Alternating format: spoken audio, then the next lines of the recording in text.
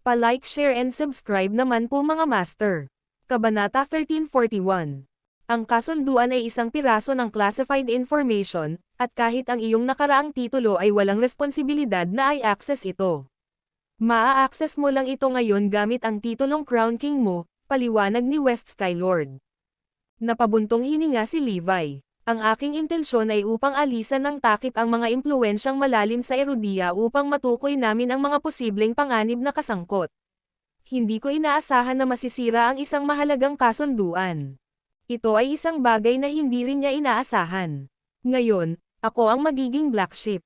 Tanging ang Diyos lamang ang nakakaalam kung ano ang magiging kahihinatnan na kasunod nito. Napailing si West Skylord. Master, wala itong kinalaman sa iyo. Duda ako na ang apat na mahusay na pamilya ay masigasig na ipagpatuloy ang kapayapaan. Sinisisi ka lang nila para hindi na nila pasanin ang mga responsibilidad. Tama, ginagawa lang nila akong dahilan para hindi na sila mahuli sa kasunduan. Ngayon ako ang dapat sisihin sa lahat. Anyway, nakapagdesisyon na akong tanggapin ang mga kahihinatnan ng aking mga aksyon. Tumingin si Levi kay West Skylord, at nawala siya sa isang iglap. Dumating na kasi si Minka. Ang koneksyon ni Levi sa kalamidad ay kailangang bawasan sa pinakamababang kasama ni Minka sa paligid. Kung tutuusin, hindi naman siya basta-basta. Ang babae ay sapat na matalas upang kunin ang mga bakas ng anumang komunikasyon. Pumunta na ba dito si Zoe at ang iba pa? Tanong ni Minka. Napansin niya na may kakaalis lang. Sino ang mga nasa likod mo? Napansin ni Levi ang ilang taong nakatayo sa likuran niya at nagtanong. Paliwanag ni Minka, God of War, siguradong narinig mo na ang 4 great families, di ba? Ito ang mga doktor para sa Great Family of Southford. Tinanong ko sila dito para tingnan ang kalagayan mo. Oo naman. Hindi na nagsalita pa si Levi.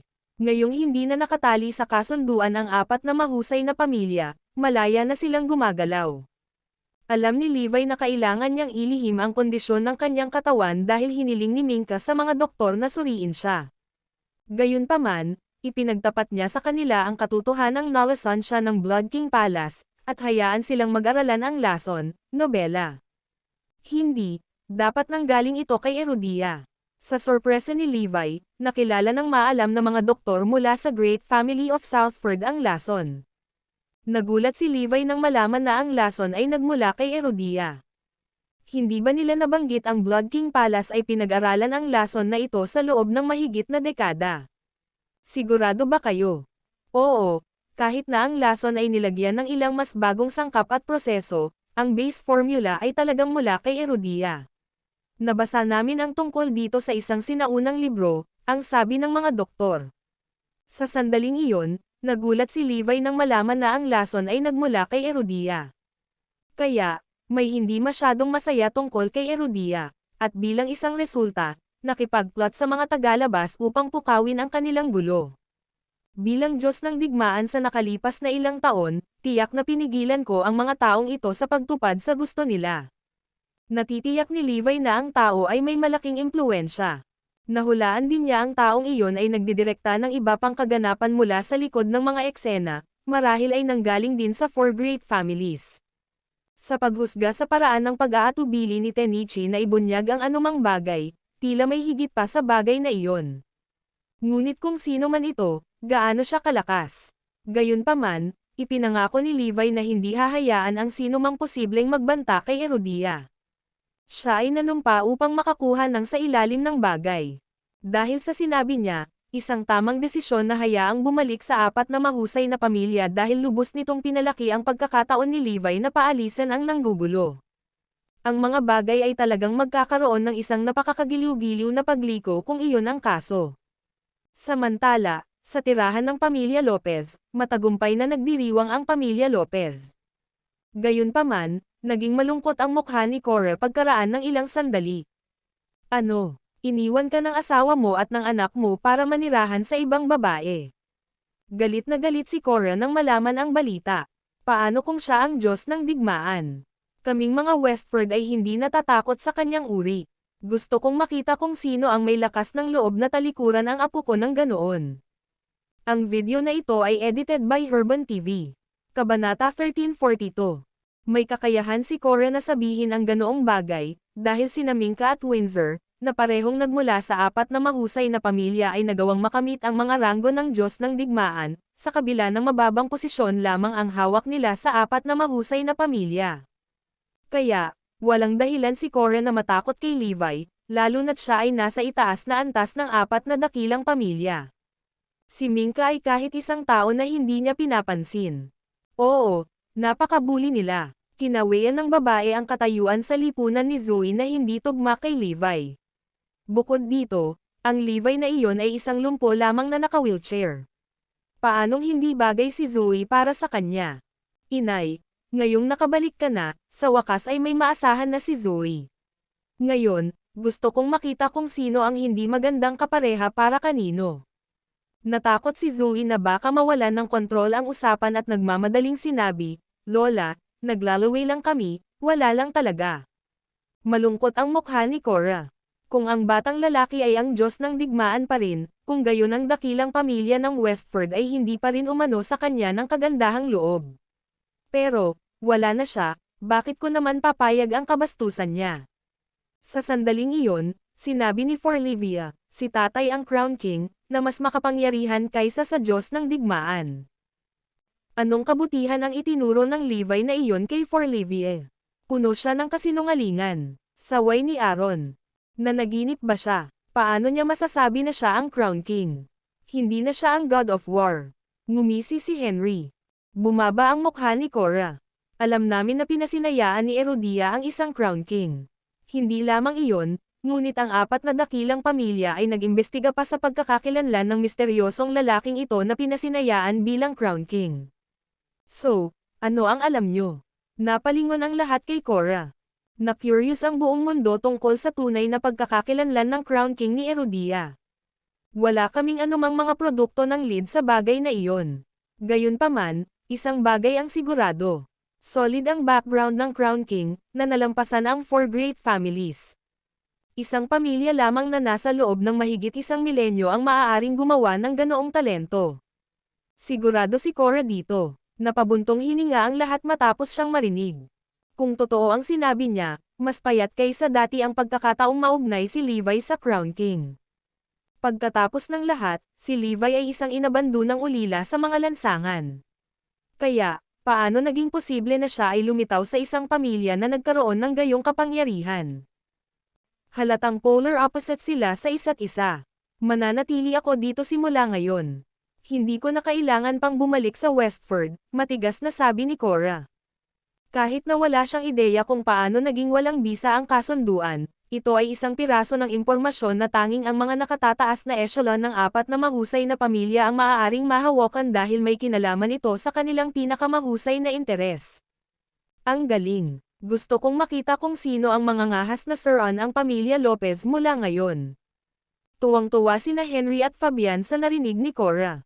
Ang kanyang presensya ay isang siguradong senyales na ang pamilya Lopez ay papunta na sa mas malalaking hakbang. Namula ang mga mata ni Zoe at nagtanong, Lola, mayroon ka bang mahuhusay na doktor? Natigilan si Cora sa kanyang tanong at sumagot, ang dakilang pamilya ng Westford ay mahusay sa mga lason, ngunit mayroon kaming mahusay na mga medikal na practitioner. Ang aming pagunlad sa medisina ay nalampasan ang iba pang 3 pamilya. So ibig sabihin mas malakas ang mga tao mo kaysa kay Minka. Na mas malaki ang tsansa natin na gumaling si Levi. Sabi na tanong ni Zoe. Siyempre, siya ay taga Southford lamang. Masasabi kong mas magaling tayo. Tuwang-tuwa si Zoe nang marinig ang balita. Ang galing. Ikinukumpara niya ang sarili kay Minka. Gusto niyang magawa rin ang kayang gawin ng huli. Ngayon, hindi lang si Minka ang may katayuan sa lipunan para pantayan si Levi, meron din ako. Gusto kong makilala ang lalaking ito na si Levi at makita para sa aking sarili. How dare niyang iwan ang apo ko? Ngumisi si Cora. Sige, hanapin natin siya ngayon din. Ang video na ito ay edited by Urban TV. Kabanata 1343. Dahil pinabilis ang kanilang katayuan sa pamilya, ang pamilya Lopez ay hindi nakakuha ng pagkakataon na ipakita ang kanilang bagong natatagpuang kapangyarihan. Akala nila ito na ang pinakamagandang pagkakataon para bigyan si Levi ng isang piraso ng kanilang isip. Hindi ako pupunta, sabi ni Zoe, determinadong manatili sa bahay kasama si Forlivia. Galit pa rin kay Levi, ayaw niyang makita siya, nobela. Samantala, sa Manor, nagpakita ang pamilya Lopez na hindi nagtagal pagkatapos umalis ang mga doktor mula sa Great Family of Southford. Tumigil ka dyan. Ipahayag ang iyong sarili. Pribadong pag-aari ito, at hindi pinapayagan ang paglusob. Hinarang ng mga gwardya na inayos ni Mingka ang landas ng pamilya Lopez. How dare you? Pinalipad ng kanilang mandirigma si Cora ang gwardya, at pilit silang pumasok sa mansyon. Anong problema? Lumabas sina Mingka at Levi pagkatapos nilang marinig ang kaguluhan. Oh, kayo pala. Napansin ni Levi na si Henry iyon at ilang iba pa mula sa pamilya Lopez. Siyempre, hindi niya nakilala ang matandang babae sa likod nilang lahat. Kayo ba ay mula sa Great Family of Westford? Pamilyar si Mingka sa apat na mahusay na pamilya at nakilala kaagad ang mga tao ni Cora. Ang batang babae ay may magandang kahulugan, pang-iinis ni Cora. Samantala, natigilan si Levi. Paano ang pamilya Lopez kahit nakasama sa Great Family of Westford? Bakit kayo nandito? Sinilip ni Mingka ang grupo na may malamig at matigas na titig. Iminumungkahi ko na tumabi ka, babae. Nandito kami hinahanap si Levi. Dahil sa malakas na paninindigan ni Cora, maging si Mingka ay napanganganang tumabi. Levi, ipapakilala kita. Ito si Cora, ang aming lola. Mataas ang ranggo niya sa Great Family of Westford, and guess what? Paborito niya si Zoe. Isa kang walang pusong hatek na iniwan ang sarili mong asawa at anak. How dare you even say na hindi bagay sa'yo si Zoe? Tingnan natin kung sino ang hindi magandang kapareha para kanino ngayon. Ngumisi si Sean. Ha, parehong natarante sina Levi at Mingka sa revelasyon. Hindi nila inaasahan na ang lola ni Zoe ay isang kilalang tao sa Great Family of Westford. Naubos lahat ng kulay sa mukha ni Mingka. Pagkatapos ng lahat, sinabi niya ang isang bagay sa linya tungkol sa hindi magandang kaparehan ni Zoe para kay Levi. Gayunpaman, ngayon ay nagbago na ang mga bagay, napatunayan ni Zoe ang kanyang sarili na isang magandang kapareha para kay Levi. Pinasinayaan ni Lola si Zoe na maging isang prinsesa ng Great Family of Westford. Isa ka lang dating Diyos ng digmaan, at isang paylay ngayon. Sa tingin mo ba deserving ka pa rin sa kanya? Tama iyan. Palagi naming iniisip na hindi ka bagay para kay Zoe. Wala na siyang pakialam ngayon na naging paylay ka na, kahit ang pag-aalaga at panganganak mo, ikaw naman. Paano mo siya piniling tretuhin, ha? Pinapasukin mo ang ibang babae kasama mo at pinalayas si Zoe at ang sarili mong anak. Ano sa tingin mo ay may karapatan kang panatilihin siya? Ang mga miyembro ng pamilya Lopez ay humalili sa pagsaway kay Levi. Sa wakas ay sinabi ni Cora, kung ikaw pa rin ang Diyos ng digmaan, kung gayon ay hindi natin mapapansin ang iyong mga paglabag. Maaaring kailanganin ka pa ng Great Family of Westford na tanggapin bilang aming VIP at koronahan bilang pinakamagagandang manugang. Pero ngayong lumpo ka na lang, sa tingin mo ba ay may hawak ka pang bargaining chips para bigyan ng maliit na balikat ang apo ko? Walang magawang umiling si Levi. Hindi ko pinabayaan sina Zoe at Forlivia. Nagkaroon ng hindi pagkakaunawaan. Ipapaliwanag ko sa kanila ang lahat ng mangyayari. Ipaliwanag mo ano? Hindi ba't pinagmalaki mo lang si Enyo sa pag-aakalang maibabalik niya ang iyong dating kaluwalhatian? Siguro iniisip mo na si Zoe ay isa lamang walang kapangyarihang babae na walang maitutulong sa iyo, minamaliit siya bilang isang pabigat, tama. So, normal lang na iwan mo si Zoe para kay Enyo. Itinuro mismo ni Aaron ang ilong ni Levi at pinagsabihan, sabihin ko sa iyo, wala kang karapatang hamakin ang anak ko. Inay, aalis na ba tayo? Humingi ng pahintulot si Aaron sa kanyang ina. Nagalit si Cora at binatukan, paano ako aalis kapag minamaliit niya ang apo ko ng ganito? Ang Great Family of Westford ay magdaranas ng matinding kahihiyan kung pipiliin kong lumayo na lang. Ang video na ito ay edited by Herban TV. Kabanata 1344. Pati si Levi ay natigilan sa dominanteng aura ni Cora. Lola ito ni Zoe. Paano karapat-dapat sa kanya si Harry? Ang totoo, si Cora ay isang rebelde at hindi niya gustong matali sa mga alituntunin ng Great Family of Westford. Kaya naman, Iniwan niya ang pamilya sa kanyang sariling kagustuhan at umibig kay Harry. Oo, tama iyan. Dapat nating turuan ang brat na ito ng magandang aral. Kung hindi, baka isipin niya na pushover lang kami. Ang pamilya Lopez ay nasa mataas na espiritu matapos ang kanilang katayuan sa lipunan ay itinaas mula sa lupa. At least, ayokong makita siyang nakaupo pa rin. Ang hamak na ito ay karapat-dapat lamang na gumuho sa aking paanan. Ngumisi si Cora. Nang malapit nang maglunsad ng kanilang mga pag-atake ang mga manlalaban na nasa gilid niya, sumigaw si Minka at ang iba pa, "How dare you?"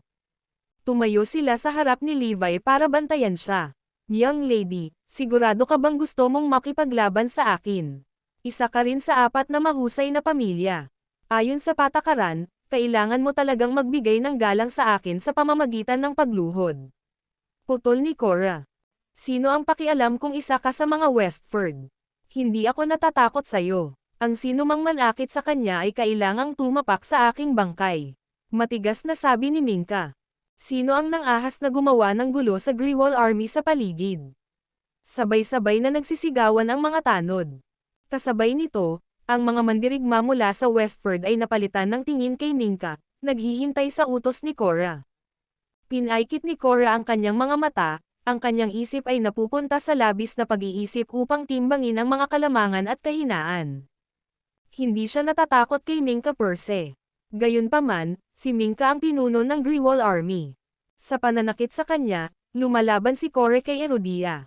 Kahit na pinawalang bisa ng 4 na mahusay na pamilya ang mga kasunduan sa mga Dragonites at pinapasok sila sa Erudia sa tamang batayan, kahit si Cora ay walang lakas ng loob na hamanin si Erudia. Kung tutuusin, wala siyang death wish. Umalis, Levi, hindi ka na magiging maswerte sa susunod. Huwag mangarap na makikilala mo pa rin sina Zoe at Forlivia. Maaari mo ring hintayin ang araw kung kailan ka maging karapat-dapat sa isang madla sa akin. Ito ang aking order, pati na rin ang isang order mula sa Westford. Hinihintay ko ang pagbabalik mo sa Westford. Kahit na pinili ni Cora na umatras, nilinaw niya na hindi na makakatagpo ni Levi sina Zoe at Forlivia, maliban na lang kung nakakuha siya ng sapat na kapangyarihan para gawin iyon.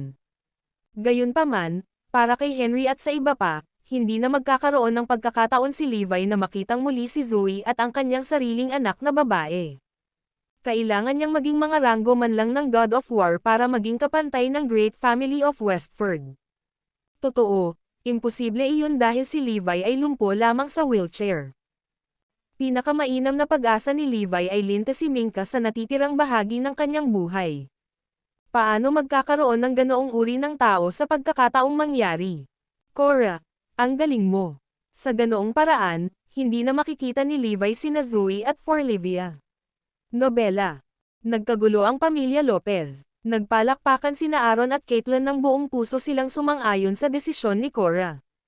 Pinandilatan pa ni Aaron si Levi at minisyon siya, ang pinakamabuting pag-asa mo ay ang maging isang ingat na lalaki sa natitirang bahagi ng iyong buhay, hindi man lang makapag-ingay kapag iniwan ka ng iyong asawa at anak. Hindi ka dapat maging lalaki. Kinamumuhian kita. Oo, hindi siya lalaki. Mabuhay ka sa natitirang bahagi ng iyong kalunos-lunos na buhay kasama si Enyo. Ngumisi si Caitlin, gusto kong makita kung may pagkakataon na makitang muli sina Zoe at Forlivia. Pagkatapos, pinangunahan ni Cora ang iba pang miyembro ng pamilya Lopez at umalis. Ito ay isang katawa-tawa na araw, upang sabihin ang hindi bababasa. Matagal nang nagtataka si Levi kung bakit hindi nagpakita ang lola ni Zoe. So, galing sa 4 great families ang lola niya. Kinailangang aminin ni Levi na ang kanyang pagkakakilanlan ay nabigla sa kanya, bukod pa sa pagiging kahanga-hanga. Ngumiti siya ng pilit. Sa tingin ba niya ay mapipigilan niya akong makita ang aking asawa at anak na babae? Paano ito posible? Kaya gusto niyang patunayan ko ang sarili ko. I wonder if the dragon ring is good enough for her. Paano ang dragon mask? Paano ang dragon sword, ha? Isang mapanuksong tawa ang pinakawalan ni Levi. Ang video na ito ay edited by Urban TV. Kabanata 1345. Sino ang nakakaalam na may background na ganoon si Zoe? Ang matandang babae ay kapatid ng kasalukuyang pinuno ng Great Family of Westford. Kaya niyang magsalita para sa Westfords. Bulalas ni Minka. Natigilan si Levi sa pagkakakilanlan din ni Cora. Enyo, parang hindi mo kailangang manatili pa sa tabi ko dahil ang mga doktor mula sa Southford ay naguguluhan din sa kalagayan ko, sabi ni Levi kay Minka, sinamantala ang pagkakataong lumitaw sa sarili. Gayunpaman, nasa bakod pa rin si Minka. Pero bumuti ang kalagayan ng katawan mo, tama ba? Oo, tama iyan. Ang aking katawan ay gumaling ngunit ang pag-unlad ay mas mabagal. Sa tingin ko kasi may mga labi pa ng Blood King Palace na lason sa katawan ko. Natatakot ako na imposibleng gumaling ang katawan ko kung hindi ko ito gagawin, tuluyang aalisin sa katawan ko. Sabi ni Levi.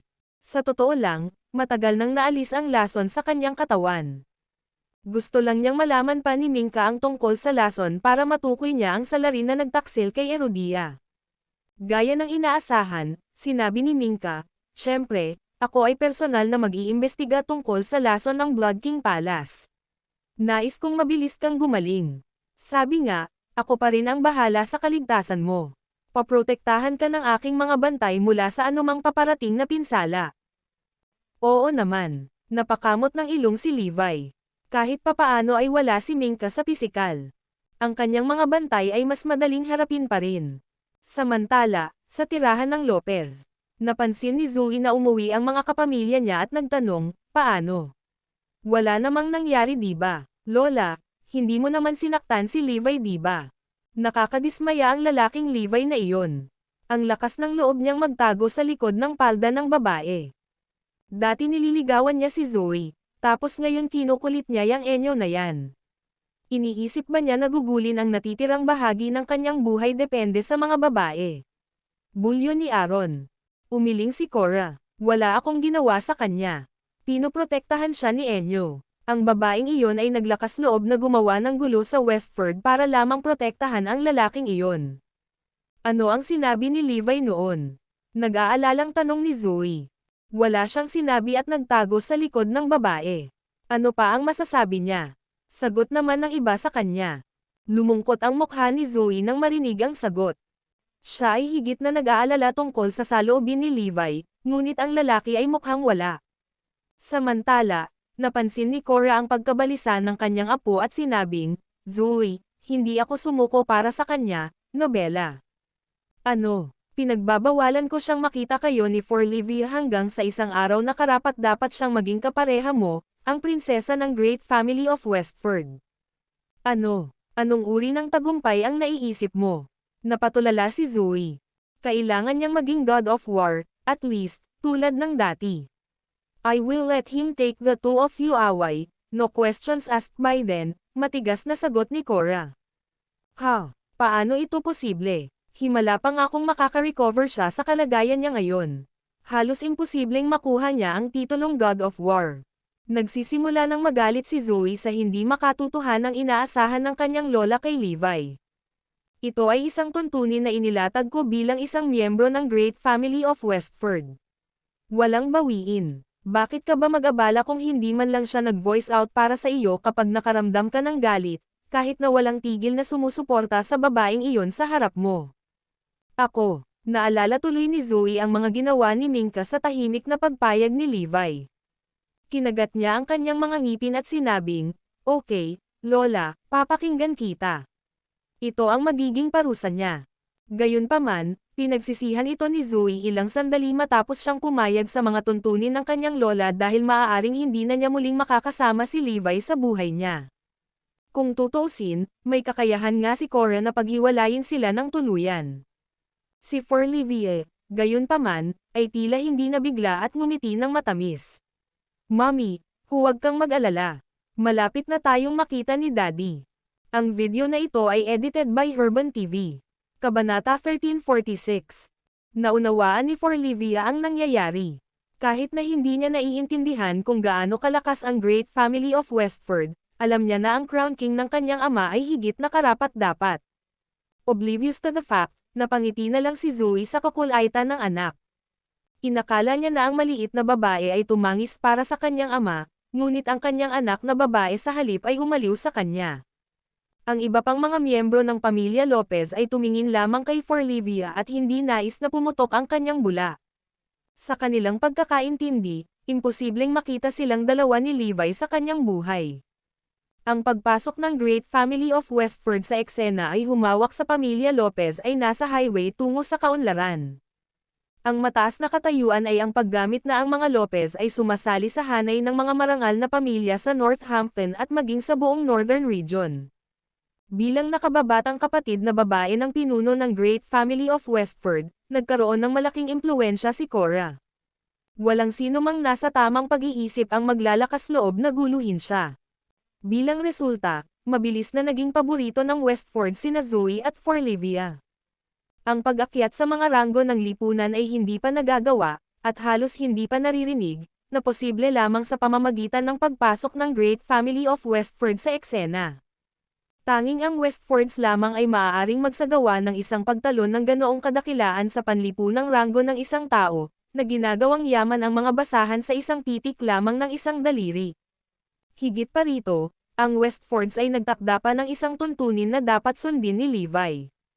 Hindi alam ang Great Family of Westford ang nagtataas ng mga pamilya sa kaliwa at kanina pagkatapos lumabas sa anino, ngunit ang iba pang 3 dakilang pamilya ay gumagawa din ng pareho. Ang angkan ng Garrison na dating naghari sa lungsod ng Oakland ay mukhang malabo kung ihahambing. Kasabay nito, hinihiling ni Levi sa kanyang mga tao na bantayan ang 4 na mahusay na pamilya pagkatapos nilang lumabas sa anino. Napagtanto niya na hindi alam ang 4 na mahusay na pamilya ang lumabas sa anino, ngunit ang iba pang makapangyarihang mga rehimen na nasa dilim ay sumali rin sa hanay. Tila sa kanya na ang kasunduan ay nagbubuklod din sa mga puwersang ito. Nang walang bisa ang kasunduan, malaya silang lumipat. Ang bagong natuklasang kalayaan na ito ay nagbibigay sa mga puwersang iyon ng kadaliyang kumilos. Malamang na mahirap para sa kanila na lumipat kapag sila ay nakatali sa kasunduan. Mas madali sana para sa kanila na magawa ang anumang bagay kung hindi nila kailangang sumunod sa kasunduan, sabi ni Levi habang sinusuri niya ang sitwasyon. Nang marinig iyon, napangiti si West Skylord at sinabing, akala nila ang bagong kalayaan ay nagbigay sa kanila ng anonymity para gawin ang gusto nila. Hindi nila alam na binibigyan nila kami ng pagkakataong subaybayan ang bawat kilo nila. Umalangaw si Levi sa kanyang pahayag. Oo, may kutob ako na malapit na nilang ilantad ang kanilang mga sarili. Nais niyang sakupin ang mga taong iyon sa likod ng mga eksena, lalo na kung isasaalang-alang na gusto niyang makita muli si Forlivia sa lalong madaling panahon. Samantala, sa isang mountain villa sa Oakland City, isang grupo ng mga tao ang nagtipon. Bawat isa sa kanila ay may isang bagay na karaniwan, lahat sila ay nagsusuot ng iba pang uri ng maskara. Mukhang pareho sila ng ugali ng mga miyembro ng The Calamity na hindi nagpapakita ng kanilang tunay na pagkatao sa iba. Kung tutuusin, sila ang gustong bawiin ni Levi at ng mga Drago Knights, ang mga nagpaplano ng lahat sa likod ng mga eksena. Nakasuot ng Black Dragon Mask ang pinuno ng grupo. The Formidable Man barked, "There are 3 things that I would like to highlight today. Una, hindi namin alam ang totoong pagkatao ng Crown King.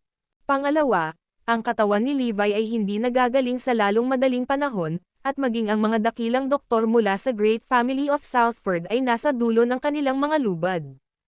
At ang pangatlo, kailangan nating tanggapin ang bagay na hinihiling sa atin ni Prince William ng Zarain, nobela." Ang iba naman ay tumango bilang pagsang-ayon. Oo, sa wakas makakalabas na tayo sa anino. Ang nawalang bisa na kasunduan ay talagang magandang balita sa ating lahat. Kami, ang mga makasalanan ni Erodia, ay hindi na kailangang mamuhay sa mga anino, tumakbo para sa aming mga buhay. Lahat sila ay nasa sabik sa mga prospect ng kanilang kinabukasan na kasama ng nasirang kasunduan. Huwag masyadong magmadali sa pagdiriwang. Ang bagay na hiniling ni Prince William sa amin ay personal na sinamahan ng walang iba kundi ang mga Drago Knights. Huwag sa isang segundong isipin na hindi natin kailangang magbayad ng malaking halaga. Ninakawan ito sa kanilang mga kamay, ngumisi ang lalaking nakamaskara ng itim na dragon. Ha? Ano ang dapat ikatakot? Maaari lang nating ipadala ang ilang napili para makawin ito. Ang ibang mga lalaki ay tila hindi pinansin ang babala ng lalaking nakamaskarang itim na dragon. Tama iyan. Hanggat makukuha natin si Prince William kung ano ang gusto niya, ibibigay niya sa atin ang ating mga hiling. Ang video na ito ay edited by Herban TV. Kabanata 1347. Ang lalaking nakamaskara ng itim na dragon, si Kuro Dragon, ay kontentong ngumiti pagkatapos makinig sa iba. Gayunpaman, nadama pa rin ng mga lalaki ang pangangailangan na paalalahanan ang kanyang mga sarili. Kailangan ninyong mag-ingat na huwag mag-iwan ng anumang mga landas na maaaring mangyari pabalik sa atin. Walang sapat na buhay na babayaran kay Erudia kung malalaman nila kung paano namin pinagtaksilan si Erudia sa pamamagitan ng pagbabalak sa mga tao sa ibang bansa na nagnanais ng pinsala kay Erudia. Binigay na yan. Matagal na akong may hinanakit kay Erudia. Ang paglalantad sa aking sarili para mahuli ang huling bagay na gusto kong gawin. Naghihintay pa rin ako sa oras na masasaksihan ko ng sarili kong mga mata ang pagbagsak ng Erudia. Ang isa pang lalaki ay sumigaw. Hindi ko na ipaghiganti ang aking sarili. Bakit ako mag-iiwan ng anumang landas upang mahuli? Pinaparatangan nila akong taksil ni Erudia. Gusto kong ipakita sa kanila kung paano ko ipaghihiganti ang sarili ko. Ang grupo ng mga lalaki ay nagpahayag ng kanilang nagkakaisang hindi pagsang-ayon at pagkagalit kay Erudia noon. Para bang si Erudia ay gumawa ng hindi na mapananawli na pinsala sa kanila. Sige, humanda kayong lahat. Utos ni Kuro Dragon. Napangiti ang mga labi niya, natutuwa sa nakita. Samantala, nakatanggap si Levi ng utos mula sa mga Drago Knights. Dapat niyang i-escort ang isang mahalagang bagay pabalik sa Oakland City. Ang utos ay dumating ng biglaan at ito ay apurahan, na nagudyok sa kanya na umalis kaagad. Kung wala si Minka, ito ay isang piraso ng cake upang alisin ang kanyang sarili sa kanyang mga bantay. Ang mga Drago Knights ay ipinagtapat lamang kay Levi ang mga detalye ng misyon pagkatapos na sila ay nasa daan. Ito ay lumabas sa lokasyon ng isang laboratorio ng biology sa isang lugar sa silangan ay nalantad at nangyari ng agarang paglipat. Ang laboratorio ng biology ay naging target para sa maraming bansa at puwersa sa dilim, at mabilis silang sumunggab sa pagkakataon. Ang pangunahing punto ay ang laboratorio ng biology ay naglalaman ng isang uri ng kinakailangang gene therapy na gamot na maaaring magdikta sa kinabukasan ni Erudia. Ligtas na ligtas nilang ihatid ito pabalik sa Oakland City. Gayunpaman, ang balita ng kanilang plano sa transportasyon ng gamot ay tumagas, at ang mga Drago Knights ay inaasahan na may mga pagtatangka ng pagnanakaw sa daan. Dahil sa kailangan nitong kalikasan, lahat ay nag-aagawan para sa gene therapy na gamot. Kung nalik ang balita ng kanilang escort plan, malamang na nalantad din ang pagkakakilanlan ng mga nag-escort ng droga. Kaya naman, kinailangan nilang gumawa ng paraan upang matiyak na ang gamot ay ligtas na may hahatid pabalik sa Oakland City.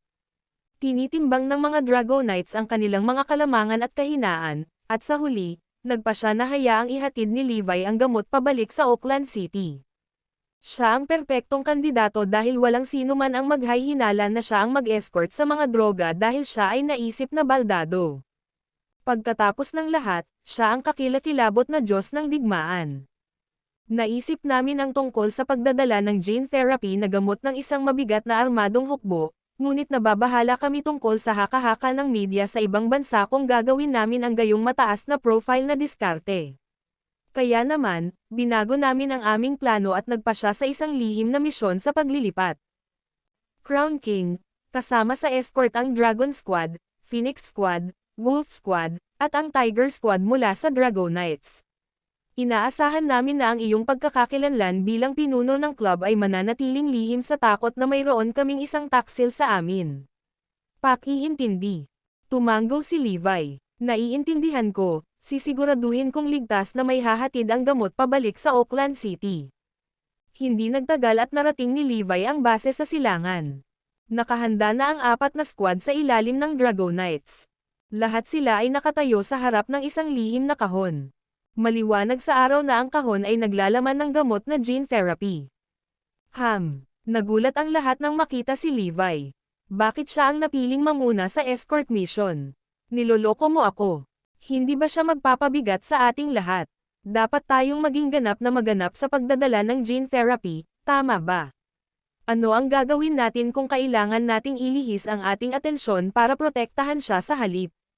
Kilalang-kilala nilang lahat si Levi at nirerespeto pa nila ang lalaki. Gayunpaman, hindi nila maiwasang tanungin ang desisyon na hayaan siyang pamunuan ang misyon na ay escort ang droga. Joke ba ito? Hindi na kailangang mag-ingat sa aking kaligtasan. Tumakas ka na lang kung may panganib. Ngumisi si Levi, na naka-wheelchair bound. Pero, walang ifs and buts. Ipinagkatiwala namin ang escort plan sa God of War, at naniniwala kami na may kakayahan siyang utusan ang bawat isa sa inyo na i-maximize ang inyong potensyal. Walang nang ahas na magpahayag ng kahit ano laban sa desisyon pagkatapos. Ang video na ito ay edited by Urban TV. Kabanata 1348. Kahit pumayag sila, hindi ibig sabihin na buong puso silang sumakay sa arrangement. Ang Diyos ng digmaan ay talagang kahanga-hanga sa larangan ng digmaan at nagawang manalo ng hindi mabilang na mga laban. Ngunit sa pagkakataong ito ay iba na. Wala sila sa isang larangan ng digmaan. Ang escort team ay binubuo ng 16 na tao, at si Levi ay nagdaragdag ng isa pang bilang sa club, na ginagawa itong 17. Alam ng mga miyembro ng squad na ang kanilang mga kalaban at ang kanilang mga sarili ay binubuo ng mga bihasang manlalaban, at sila ay positibo na ang laban ay matatapos sa isang kisap mata. Kailangan ba talagang utusan niya kami nun? Hindi tulad ng tayo ay isang hukbo na binubuo ng daan-daan at libu-libong sundalo. Hindi nila maiwasang isipin na magiging pabigat sa kanila ang presensya ni Levi. Higit pa rito, ang lalaki ay talagang isang lumpo na naka-wheelchair. Pagkaalis ng pinuno para sa mga Drago Knights, ang de facto na pinuno para sa escort mission at ang pinuno ng Dragon Squad, si Drakon, ay nagpahayag, Diyos ng digmaan, aminin ko na minsan ay iginagalang kita, ngunit alam na ng lahat na ikaw na ngayon, isang paylay lang. Paano mo masisigurong matagumpay ang escort mission? Kinawian ng pinuno ng Phoenix Squad, oo, babantayan namin ang likod mo. Ang iyong presensya ay magsisilbi lamang upang makagambala sa amin. Katulad nito, si Panthera, ang pinuno para sa Tiger Squad ay nagalit din sa pag-aayos, at nagalit, at saka, wala ba silang tiwala sa ating mga kakayahan? Kahit na bihira tayong pumunta sa mga misyon na tulad nito, nabigo ba natin sila? Tama, daan-daang misyon na ang napuntahan natin sa loob ng mahigit isang dekada, at minsan ay hindi tayo nabigo. Nagsimula na ring magprotesta ang iba. Wala silang sasabihin kung si Levi ay ganap na malusog. Gayunpaman, kitang-kita na ang mga nangungunang baril ng Drago Knights ay walang buong tiwala sa mga squad para magtalaga sila ng isang lumpo na magbabantay sa kanila. Ang pinuno ng Wolf Squad, si Salem, ay nanunuya, mayroon kang kakayahan na i-maximize ang aming potensyal. Alam mo ba ang hierarchy system ng 4 na squad, lalo na kung paano gumagana ang aming mga squad? Umiling si Levi. Siya ay tapat lamang dahil wala siyang ideya kung paano gumagana ang mga Drago Knights. Siyempre, dahil ang mga Drago Knights ay isang malihim na organisasyon, sa simula, nobela.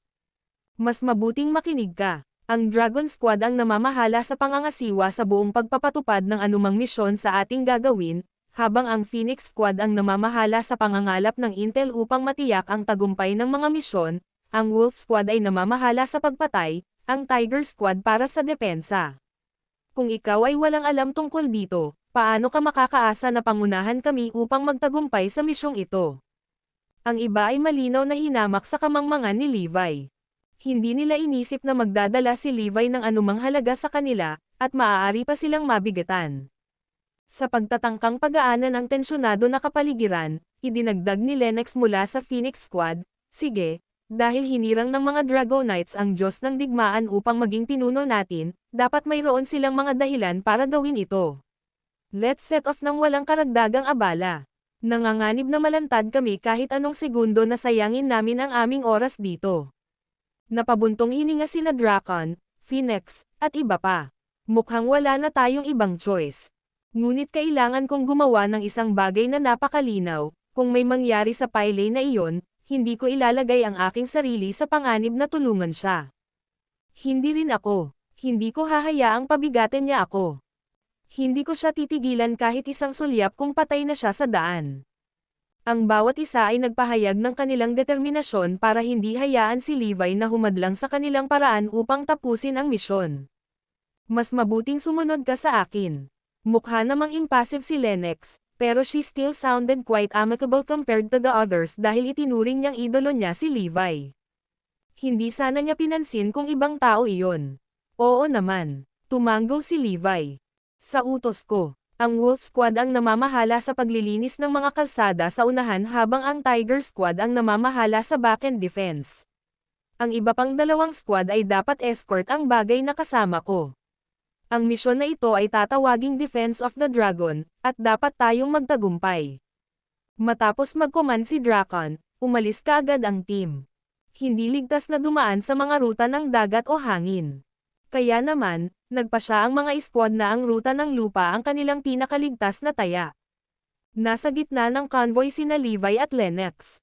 Ang kahon ay nasa kanilang payak na paningin. Nangangahulugan ito na si Levi at ang kahon ay may parehong antas ng proteksyon. Pagkasakay sa sasakyan, nagpa siya si Levi na umidlip. Namiss niya talaga si Forlivia. Ilang araw na ang nakalipas mula nang huli niya itong makita. Sinama ng tingin ni Phoenix ang lalaki. Lennox, alam kong idol mo ang lalaking ito, pero tingnan mo siya ngayon. Mukha ba siyang huwaran mo ngayon? Hindi napigilan ni Phoenix na mapaungol. Ang video na ito ay edited by Urban TV. Kabanata 1349. Dati siyang naging idolo natin, ngunit ngayon ay pabigat na lamang siya sa ating lahat. Galit na saway ni Phoenix. Napabuntong hininga si Lennox. Gaano kabuti kung siya ay malusog. Siya ang Diyos ng digmaan, kung tutusin, at mataas sa daan-daang mga bansa sa kanyang kapanahunan. Tiyak na parang hindi posible sa ngayon. Tingnan mo siya na natutulog sa gitna ng isang misyon. Sa tingin ba niya nasa isang getaway trip siya o ano? Ang iba ay hindi maganda ang tingin sa kanya. Samantala, si Levi ay nakatulog nang nasa isip si Forlivia. Malakas ang ulan nang magising siya, at hindi na alintana ng lalaki ang layo ng kanilang nilakbay. Dumagundong ang kulog kasabay ng pagkidlat ng kidlat sa kalangitan. Biglang umungol ng kulog ang nagpagising kay Levi. Nanaginip siya tungkol kay Zoe at Forlivia na dinukot ng kung sino. Nagising ang lalaki mula sa masamang panaginip nang dumagundong ang kulog. Napatawa ang Phoenix Squad sa nakita. Nagulat lang ba siya sa mga tunog ng kulog? Paano niya titiyakin na ang gene therapy na gamot ay may hahatid ng ligtas pabalik sa Oakland City tulad nito? Ha? Anong biro? Paano ligtas na may escort ng isang lumpo ang gene therapy na gamot? Napabuntong hininga si Lennox. Parang nagkaroon siya ng matinding trauma. Sa tingin ko, pangkaraniwang sintomas ang makaramdam ng pagkabalisa at pagkabalisa ng mga malalakas na tunog. Siyempre, major trauma. Hindi lamang siya nawala ang kanyang titulong God of War, ngunit siya ay naging lumpo. Sino ang makakatiis ng ganoong kalaking pagbabago? Bakit ang mga nakatataas ay nagpapadala pa ng isang walang kakayahan na tao para matanggap ang misyon? Sineseryoso ba nila ito? Bilang bahagi ng Dragon Knights, ipinagmalaki ng 4 na squad ang kanilang supremacy sa iba. Ang bawat miyembro ay pinanghawakan ang kanilang pagmamataas. Ang desisyon ng mga nakatataas sa paghirang kay Levi para mga siwa sa misyon ay malinaw na hindi sila kumpiyansa sa kakayahan ng 4 na pangkat. Bukod dito, ang nakompromisong kalagayan ni Levi ay lalong nagpagalit sa kanila. Gayunpaman, dapat tayong magkaroon ng tiwala sa ating sarili. Lahat ng 16 sa amin ay sapat na malakas para pangalagaan ang gamot na gene therapy mula sa pag-alis. Pagkatapos ay ibinato ni Phoenix ang masamang tingin kay Levi. Kahit na mabigat tayo ng isang pile. Pinaunlakan ni Drakon at ng iba pa ang presensya ni Levi, hindi dahil sa mga salita ni Lennox, kundi dahil ipinagmamalaki nila bilang isang paboril ang kanilang mga kakayahan. Gayunpaman, hindi sila nakatagpo ng maraming paghihirap sa daan. Ligtas ang unang zone, gayon din ang pangalawang zone. Malinaw ang ika-16 na zone. Ang droga ay hindi lamang sinamahan ng 16 na elite squad na miyembro kundi isang bilang ng mga tago na gwardya ay nakakalat sa daan. Nagpalitan sila upang matiyak na malinaw ang mga kalsada kasama ang Wolf Squad. Pagkatapos ng isang gabing paglalakbay, papalapit sila sa Oakland City. Walang panganib sa daan. One more zone and we're clear, ngiti ni Lennox. Nagdududa ako na may sino mang may katapangan na hamarang sa amin habang nasa loob kami ni Erudia. Ngumuso si Phoenix. Nagtitiwala sila na walang maglalakas loob na mag-spell ng gulo para sa kanila pati na rin kay Erudia. Pagkatapos, Ang boses ni Drakon ay umalangaw mula sa nangungunang dulo. Ang Wolf Squad at mga tagol na gwardya ay sinuri ang mga zone sa unahan, at walang ambush. Makakarating tayo ng ligtas sa Oakland City. Sa tingin ko oras na para i-pop natin ang champagne. Hooray! Naghiyawan ang lahat habang nakahinga sila ng maluwag, nababawasan ang tensyon na bumabalot sa kanila. Total, buong magdamag silang nagbabantay. Akala ko magkakaroon tayo ng isang malaking labanan at tiyak na hindi naiisip na magiging ganito kadali ang misyon na ito. Nagkibit balikat si Phoenix at mukhang walang takot, nobela. Ngumiti si Lennox. Siguro na intimidate talaga sila sa reputasyon natin. Kung tutuusin, sino ang maglalakas loob na makipagdigma sa mismong teritoryo ni Erudia? Ang misyon na ito ay talagang isang piraso ng cake sa kabila ng pagiging kinakailangan nito. Sa tingin ko, hindi talaga tayo karapat-dapat sa mga badge ng karangalan na kasunod nito. Nagtawanan ang iba bilang tugon. Sa palagay ko ay dapat kayong mag-ingat sa kabila ng misyon na nagpapakita ng sarili nito na medyo walang hirap sa ngayon. Ang boses ni Levi ay umalangaw nang ang mga Platen ay nagsimulang magpababa ng kanilang bantay. Ang video na ito ay edited by Herban TV. Kabanata 1350. Ang kanyang mga salita ay nagulat sa iba. Hindi nagsalita si Levi simula nang pumasok siya sa sasakyan. Gayunpaman, nang tila matatapos na ang misyon, nagsalita ang lalaki. Natagpuan nila ito na walang katotohanan, upang sabihin ang hindi bababasa. Tinapunan siya ni Phoenix ng panibagong masamang tingin at nginisyan si Levi. Diyos ng digmaan, hindi mo ba naiintindihan ang ulat na bumalik ngayon? Ipinaalam sa amin ni Drakon na ang isang zone sa unahan natin ay malinaw, at walang panganib o ambush sa unahan. Ano ang dapat nating abangan kung gayon? Eksakto. Ngumiti lang si Levi sa nagdududang tingin ni Phoenix at nagtanong, sino ang namamahala sa convoy ngayon? Drakon, bakit? Tanong ni Lennox. Itigil ang convoy at ipatawag si Drakon. May sasabihin ako sa kanya. Utos ni Levi. Ang boses ni Phoenix ay naging mapanganib na mahina. Inuutusan mo ba kami? Ano ang tunog nito? Pinadala ako ng mga Dragonites dito para utusan kayong lahat. Kailangan ko bang ipaalala sa inyo na ang karamihan sa inyo ay dapat makinig sa akin? Ganti ni Levi. Imposible yan. Bakit tayo dapat? Galit na galit si Phoenix at ang iba pa. Tumayo si Lennox para pakalmayan ang lahat. Drakon, itigil mo ang convoy. May sasabihin sa iyo ang God of War. Nagpaubaya si Drakon at pinatigil ang convoy. Inakay niya ang iba pang miyembro sa gitna ng convoy. Ano ang dapat mong sabihin? Halatang hindi nasisiyahan si Drakon sa pagkagambala, nobela. Kung ayaw mong makaranas ng anumang casualty, baguhin ang ruta para makapasok sa Oakland City ngayon din. Sabi ni Levi. Ano? Natigilan ang lahat sa kanyang sinabi. Hinihiling mo ba sa akin na dumaan sa ibang ruta para makapasok sa Oakland City? Tanong ni Drakon habang nakaturo sa ilong ni Levi.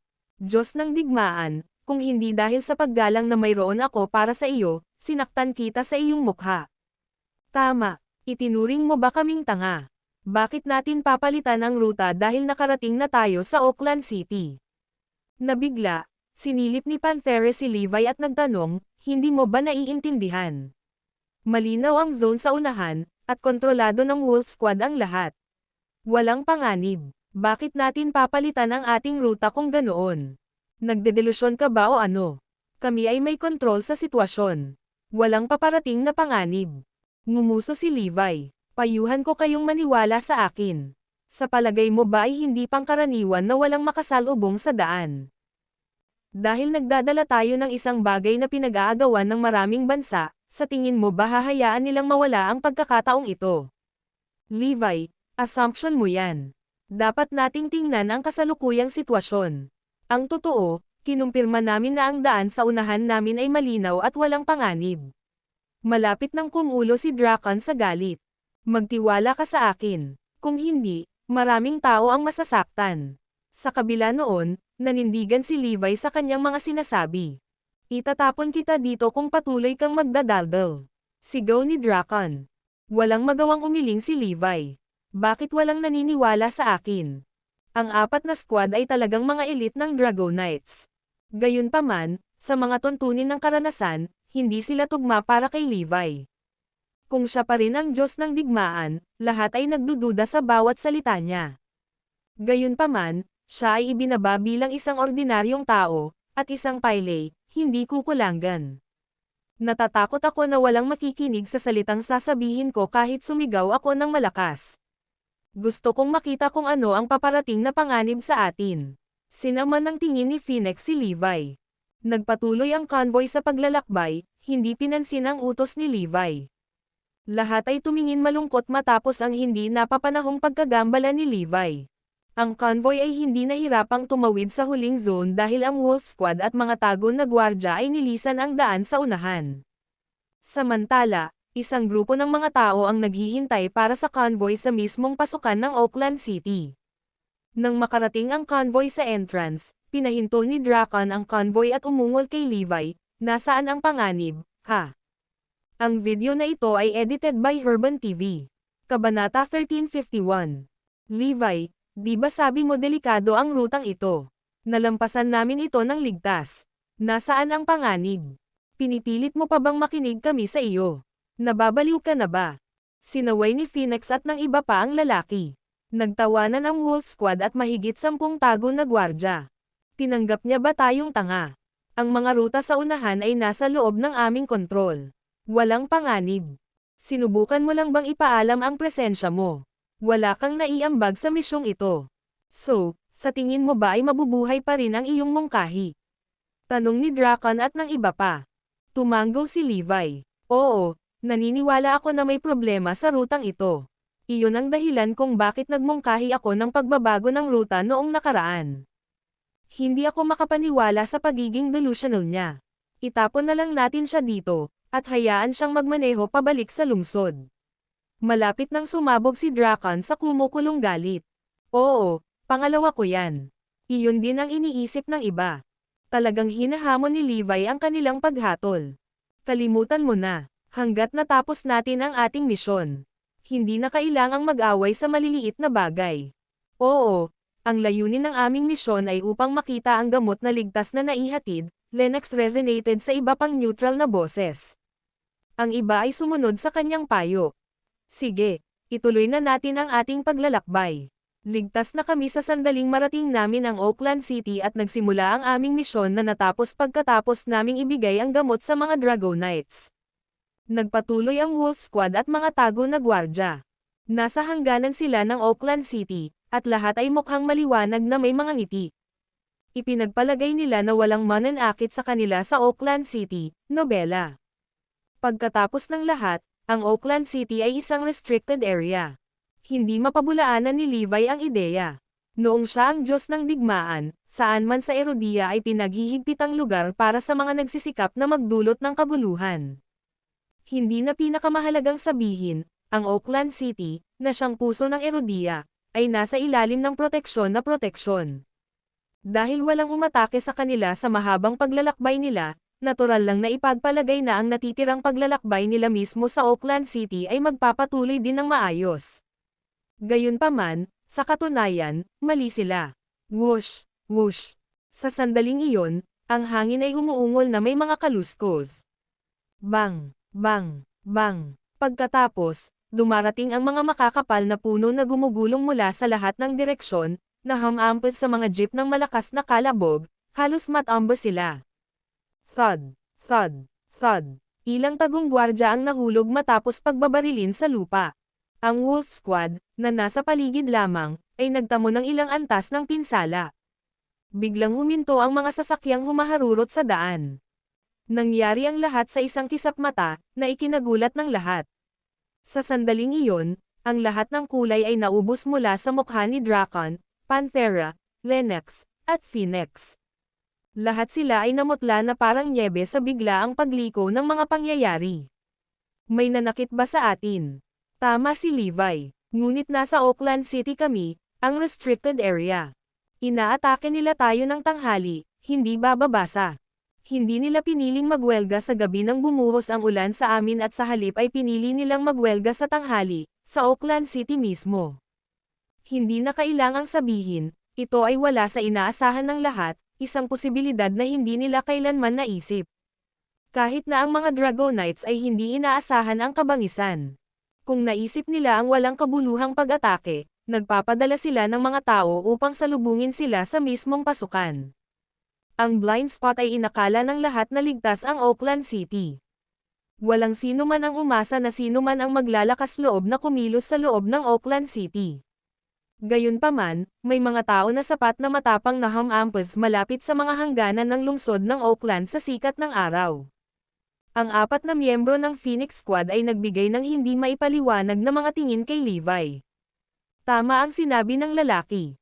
Binalaan niya kami noon pa man.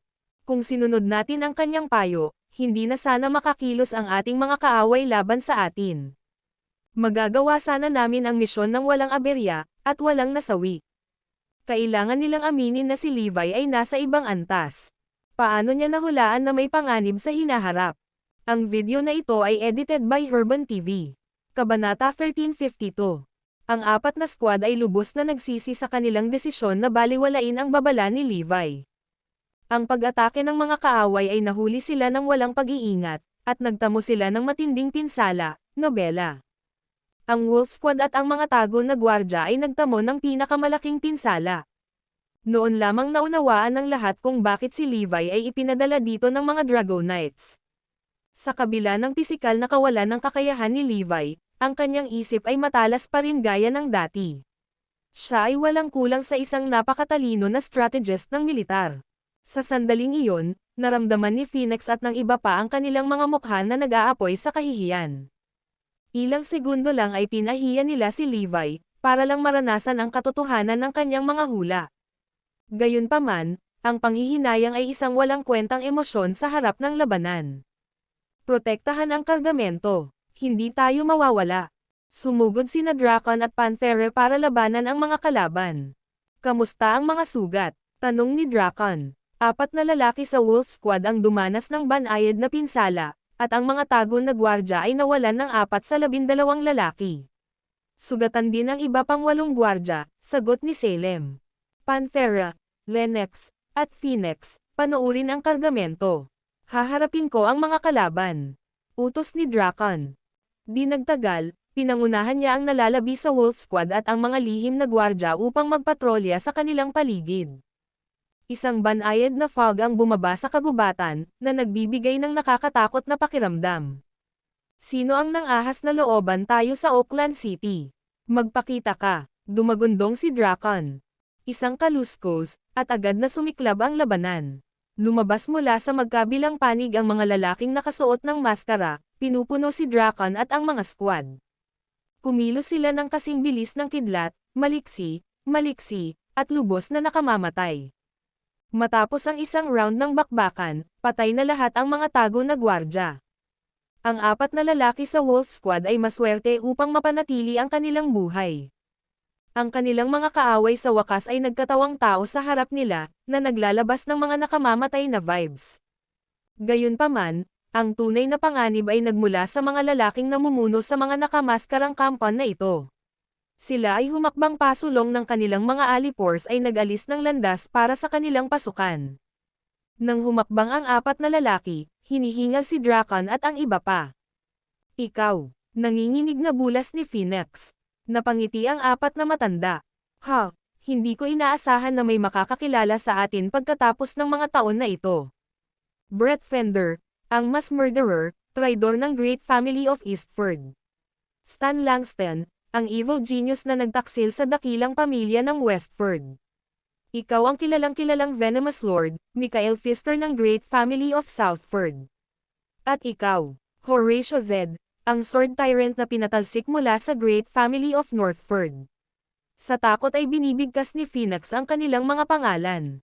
Bilang intelligence unit ng Dragonites, natural na alam ng Phoenix Squad ang kanilang mga pagkakakilanlan. Ang 4 na lalaking nauna sa kanila ay may mga kilalang kilala. Ang bawat isa sa kanila ay mas malupit kaysa sa huli at nakagawa ng kanilang makatarungang bahagi ng maruruming gawa. Sa madaling salita, sila ay mga demonyo na nagtanim ng takot sa lahat ng nag-cross sa kanilang mga landas. Binaliwala nila ang kasunduan ng 4 na dakilang pamilya at pinasok ang buhay ng mga karaniwang tao, na nagdulot ng kalituhan at nagdudulot ng pinsala sa maraming inosenteng tao sa Erudia. Ang apat ay pinaghahanap na mga kriminal kay Erudia at binansagan nilang mga taksil ng kanilang sariling pamilya. Gayunpaman, hindi pa sila naaresto dahil sa kanilang pambihirang lakas at kakayahan. Ang mga pagsisikap na ang mga ito ay sa halip ay nakakonsumo ng maraming makuha. Sa kabila nito, ang pagsisikap ng mga Dragonites ay nagpipilit sa apat na magtago sa loob ng maraming taon. Ang muling pagpapakita nila sa sandaling iyon, gayunpaman, ay ganap na hindi inaasahan. Pinabulaanan nito ang isang mas nakakatakot na paghahayag tungkol sa kakayahan ng kanilang kaaway na ipatawag ang apat na matatandang ito mula sa pagtatago. Pagkatapos ng lahat, sila ay nakalusot sa hawak ng mga Dragonites sa loob ng maraming taon.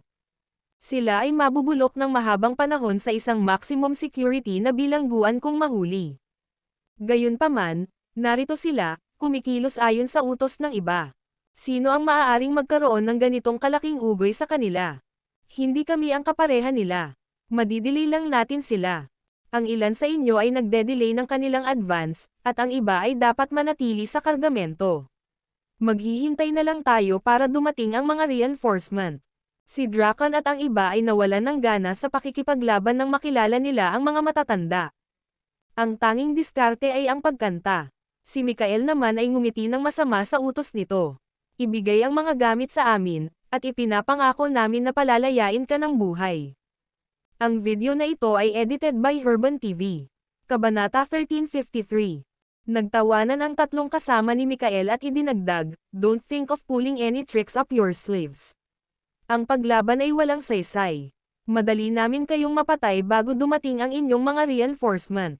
Maging mabuting bata at ibigay sa amin ang mga paninda. Hindi kami nauubusan ng dugo." Inaasahan nila na ito ay isang madaling labanan. Sa ibabaw ng aking bangkay. Sinusubukang nakawin ang aming kargamento. Nagbibiro ka siguro. Napangisi si Drakon. Tumanggaw si Panthera, "Tama. Kung gusto mong kunin ang kargada namin, kailangan mong dumaan sa amin." Ang 16 na lalaki sa apat na pangkat ay inihanda ang kanilang sarili para sa isang labanan hanggang sa kamatayan kahit na napagtanto na sila ay hindi magkatugma sa kanilang mga kaaway. Huli na nang dumating ang mga reinforcements. Baka wala na ang kargada nila noon. Ito ay isang sandali ng matinding panganib. Reklamo ni Lennox, "Dapat nakinig tayo sa baba ni Levi. Wala sa mga ito ang mangyayari kung binago natin ang ating ruta." Tama ang hula niya. Pero paanong ang hula niya ay walang iba kundi puro swerte? Ungol ni Phoenix. Kung ganoon ka-confident si Levi, dapat ay pinilit niya tayong magpalot ng ruta. Nagrelent siya sa desisyon namin sa huli. Hindi rin siya sigurado. Kasalanan ni Levi ang lahat kung bakit kami nagkaroon ng malaking pinsala.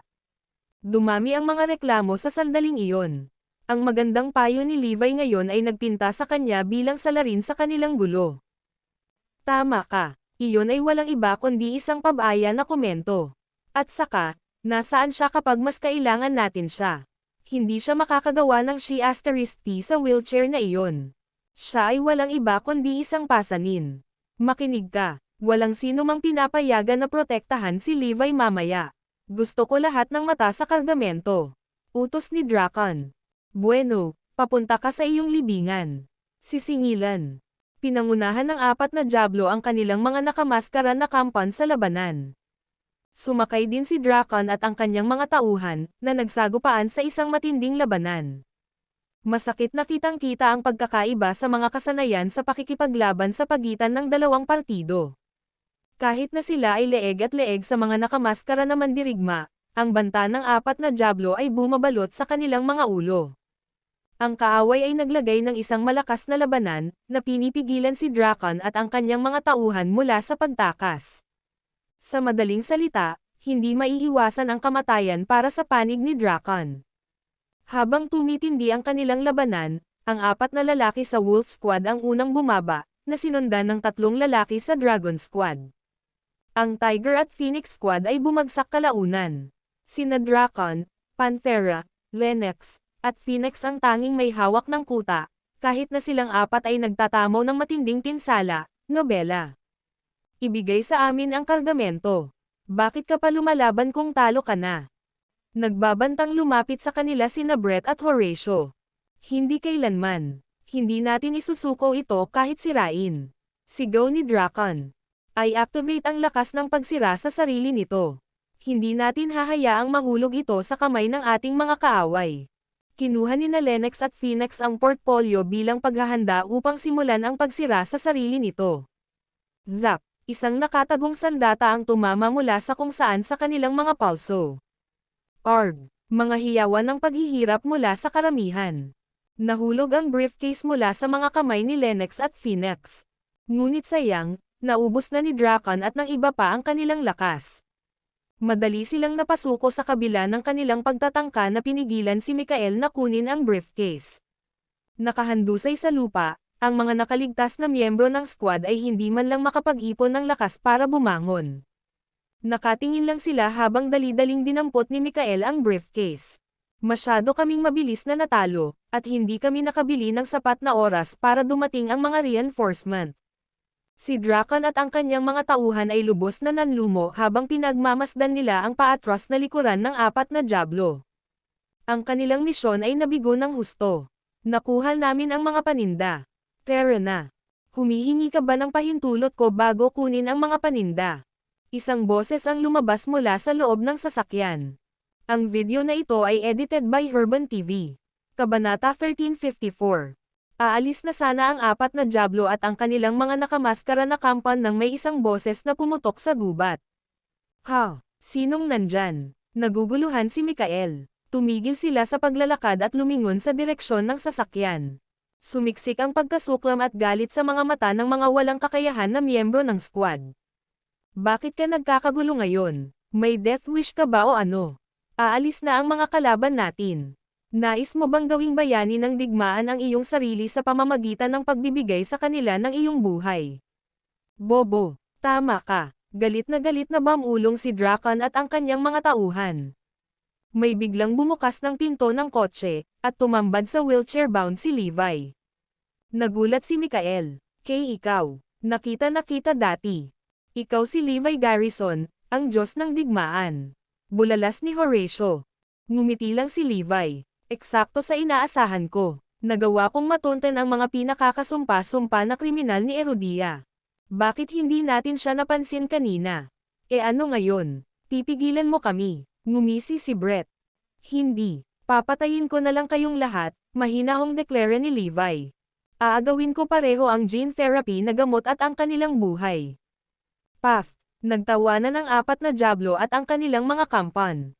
Siya ay delusional. Paano tayo papatayin ng baldado na butas na ito?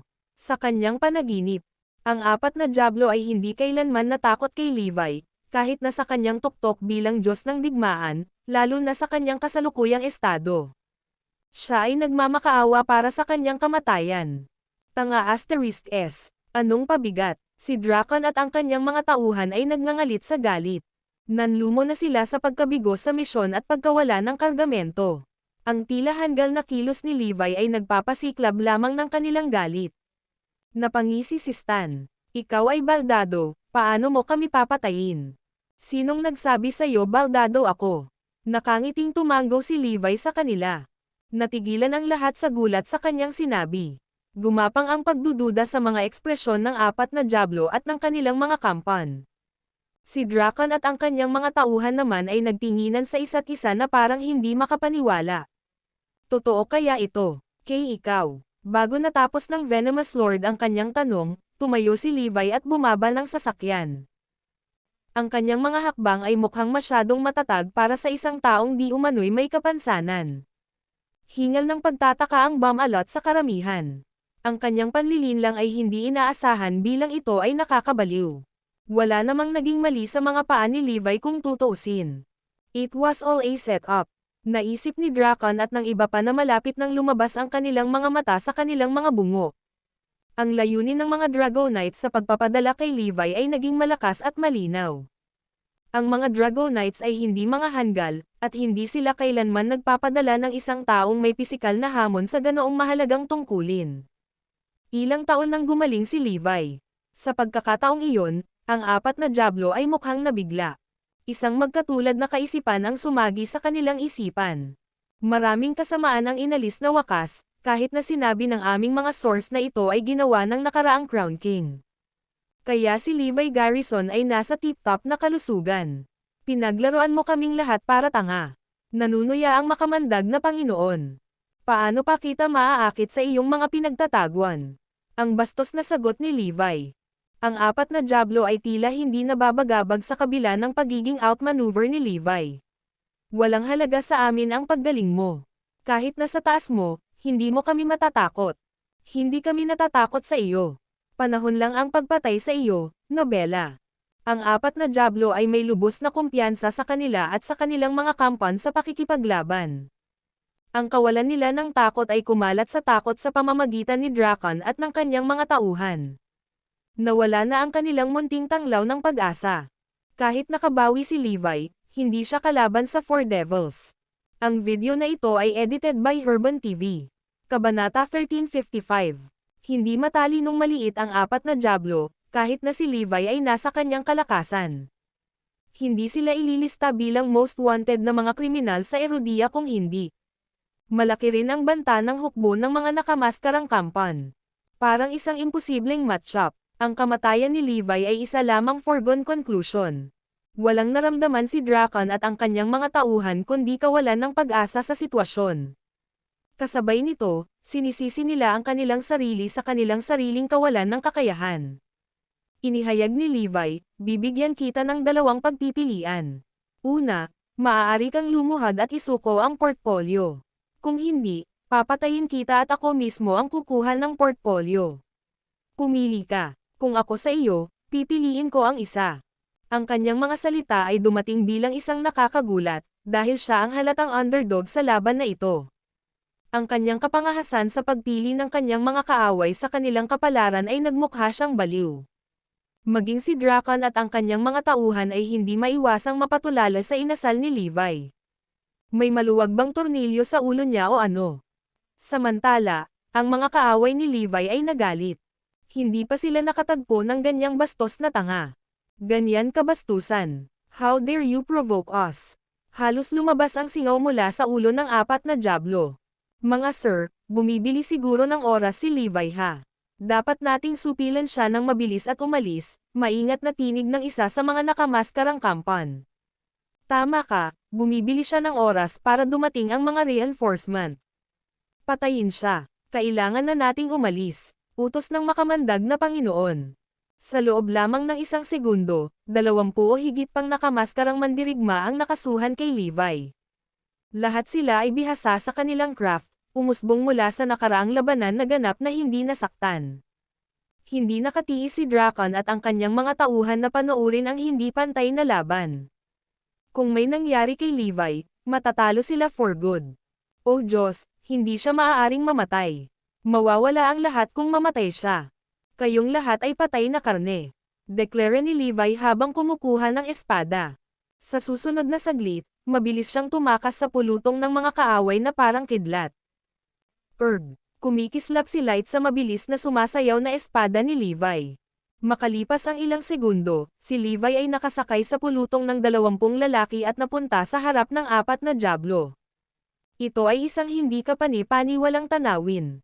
Ang mga underling na may maskara ay bumagsak sa isang pool ng dugo, bawat isa sa kanila ay may pinong biyak sa kanilang mga leeg. Ito. Ang apat na Diablo ay walang salita na nakita sa eksena, gayon din ang mga nakaligtas na miyembro ng mga squad. Paano niya napatay ang 20 lalaki sa isang kisap mata? Ang apat na squad ay lumaban sa mga underling na ito kanina, at ito ay isang patas na laban kung hindi para sa Four Devils na sumali sa labanan, nobela. Ibig sabihin kaya niyang patayin ang mga miyembro ng ating mga squad sa isang iglap. Nakakakilabot yan. Tinawag namin siyang burden kanina when we're the real burdens and crap. Ang aming misyon ay tiyak na mabibigo kung wala si Levi, maaari tayong umasa muli. Hindi nakakagulat na tinawag ka nilang Diyos ng digmaan. Mayroon kang ilang mga galaw, bata. Ngunit wala iyon kumpara sa aming karanasan. Paano mo planong harapin kami ngayon? Ang bawat isa sa apat na Diablo ay isang master sa kanyang sariling karapatan. Katumbas sila ng pakikipaglaban sa apat na Demon Blades ng sabay-sabay. Nakapatay na ako ng isang Demon Blade dati, At kaya kung pumatay ng 4 ng sabay-sabay. Dalhin ito sa. Alisin mo ang Diyos ng digmaan. Dapat nating kunin ang portfolyo at mabilis na makatakas, babala ng Sword Tyrant. Patayin siya. Ang 4 na Diablo ay gumawa ng kanilang hakbang. Ang video na ito ay edited by Herban TV. Kabanata 1356. Itinaas ng Sword Tyrant ang isang broadsword na tumitimbang ng halos kalahating libong libra at ibinaba ito sa kotseng sinasakyan ni Levi kanina. Ginamit din ng mass murderer ang kanyang mga kamay na bakal. Sa pagitan nilang dalawa, ang kotse ay naging sira-sirang gulo ng metal. Ang Venomous Lord at ang Evil Genius ay hindi tumama sa round na ito. Kasabay nito, tumayo si Levi at nakipagsagupaan sa mga bakal na kamao ni Brett. Basag. Ang lakas ay nagpapadala ng panginginig sa mga braso ni Brett at sa kanyang buong katawan. Arg! Sa sumunod na sandali, pinalipad si Brett, bumubulwak ang dugo mula sa kanyang bibig. Ang lakas mula sa suntok ni Levi ay nagpawi sa kanyang kaloob-looban at halos napadpad siya sa lupa sa isang walang buhay na bantan. Pagkatapos noon, agad na inihampas ng Sword Tyrant ang kanyang broadsword kay Levi, na hamarang sa kanyang pag-atake gamit ang kanyang hubad na mga braso. Klang! Ang broadsword ay pinalihis ng ganoon. Napabuntong hininga ang karamihan sa sobrang nakakakilabot na eksena. Impenetrable ba siya? Anong meron sa buto niya? Paano ito posible sa tao? Paanong ang isang matalas at mabigat na espada ay hindi mag-iiwan ng pinsala sa kanya? Maging si Horatio mismo ay natigilan. Ang kanyang broadsword ay huwad mula sa pinakamalakas na metal, at hindi maisip na napigilan ni Levi ang pag-atakeng iyon. Tulad ng gusto ni Horatio na hamampos muli, napagtanto niya na hindi niya may angat ang kanyang malawak na espada. May napakabigat na bigat sa kanyang malawak na espada, na lumabas na mga hubad na kamao ni Levi. Basag. Sa isang suntok, naputol ni Levi ang broadsword sa kalahati. Nobela. What the F***? Si Draken at ang kanyang mga tauhan ay nababaliw na.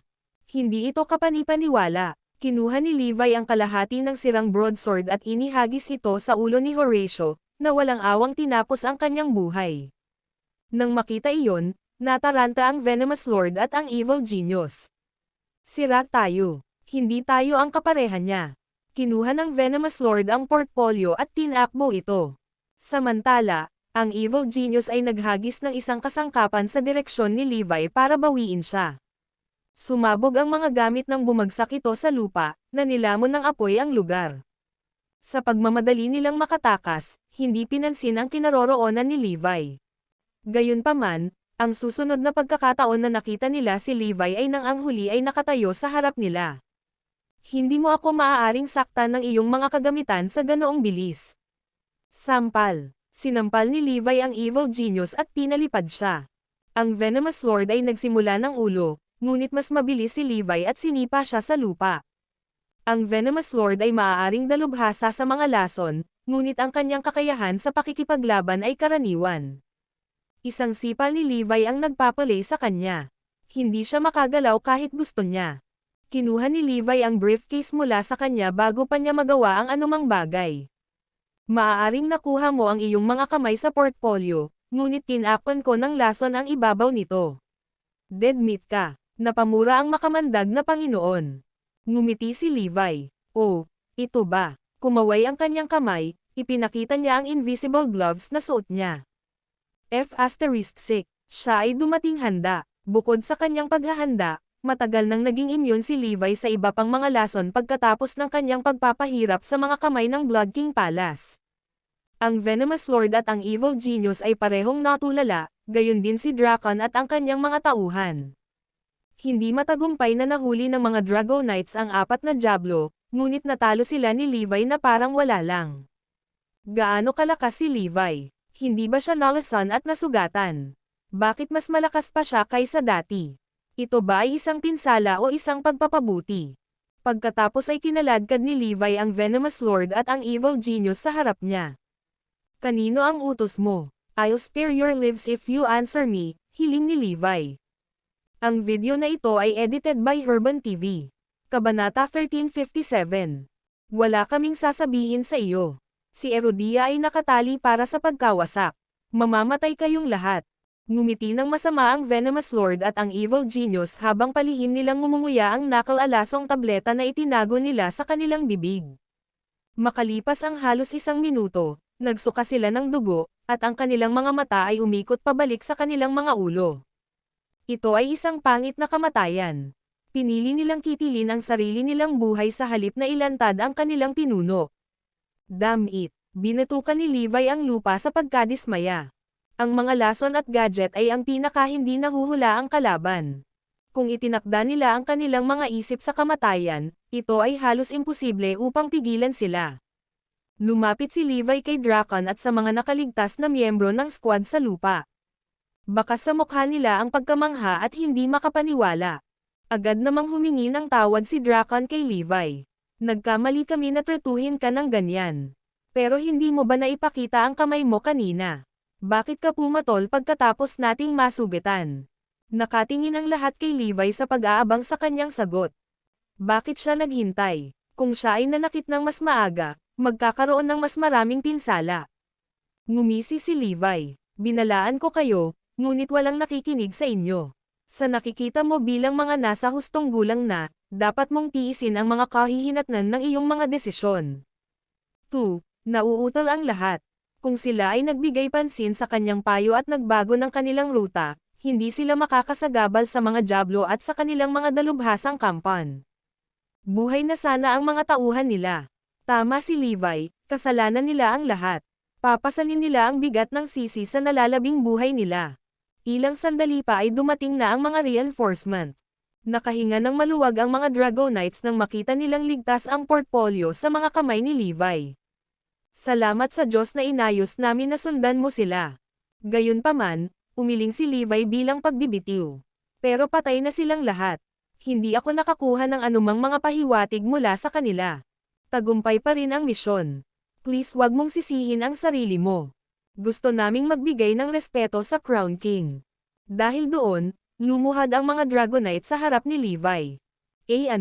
Hari ng Corona, siya ang Crown King. Nobela. Shitty. Ang mahiwagang Crown King ay si Levi Garrison. Napatulala si Drakon at ang kanyang mga tauhan. Ito ang pinakamalakas na bagay na narinig nila. Si Levi Garrison at ang Crown King ay iisa at pareho. Hindi maisip. Ang mga Dragonites, gaya ng dati, ay hindi mga hanggal. Inayos nila na si Levi ang sumama sa halip na si Minka o si Windsor dahil si Levi ang pinakamalakas sa kanilang lahat. Hindi siya pabigat o paylay. Siya ang nakakatakot na Crown King. Nakakabigla ang paghahayag. Labis na pinagsisihan ni Drakon at ng kanyang mga tauhan ang bawat panlalait na lumabas sa kanilang bibig kanina. Sa puntong iyon, kamatayan lamang ang maaaring katumbas na parusa. Hari ng Corona, nagkasala kami sa iyo. Hindi kami ng ahas humingi ng tawad sa iyo. Gusto naming magpasalamat sa iyo, Crown King. Kung wala ka, mabibigo ang aming misyon. Halos maluha-luha si Drakon at ang kanyang mga tauhan sa puntong iyon habang sila ay humihingi ng tawad kay Levi. Hindi pinapansin ang mga ito, nilapitan ni Levi ang mga underling na nakamaskara sa lupa. Ang mga reinforcements mula sa Dragonites ay sumunod sa kanyang pangunguna. Sila lang ang nangunguna natin sa ngayon. Walang mapupulot mula sa 4 na Diablo. Kumaway ang kanyang braso, sinenyasan ni Levi ang kanilang Dragonites na tanggalin ang maskara ng kanilang mga kaaway. Nang makita nila ang mga mukha sa ilalim ng mga maskara, lahat ay napabuntong hininga, kabilang si Levi. Ito. Ang video na ito ay edited by Herban TV. Kabanata 1358. Sa ilalim ng maskara ay may mga disfigure na mukha, bawat isa ay mas nakakatakot kaysa sa susunod. Nasira ng mga peklat ang bawat isa sa kanilang mga mukha sa kakatuwa na mga pattern na hindi na sila makilala. Kahit na ang pinaka-advanced na teknolohiya sa pagkilala sa mukha ay hindi matukoy ang mga ito. Siguradong nagsuot sila ng maskara upang itago ang kanilang mga peklat, at ang mga peklat naman, ay humadlang sa sinumang matuklasan ang kanilang tunay na pagkakakilanlan. Ang kanilang mga pagkakakilanlan ay magiging ligtas pa rin kahit pagkatapos mahuli o mapatay. Anong ingat na organisasyon? Huminga ng malalim si Levi. Nakakatakot. Ang kanyang damdamin ay ibinahagi ng iba. Ang organisasyong ito ay mas nakakatakot kaysa sa kanilang naisip. Hindi nakapagtataka na wala silang naiwang bakas sa paglipas ng mga taon.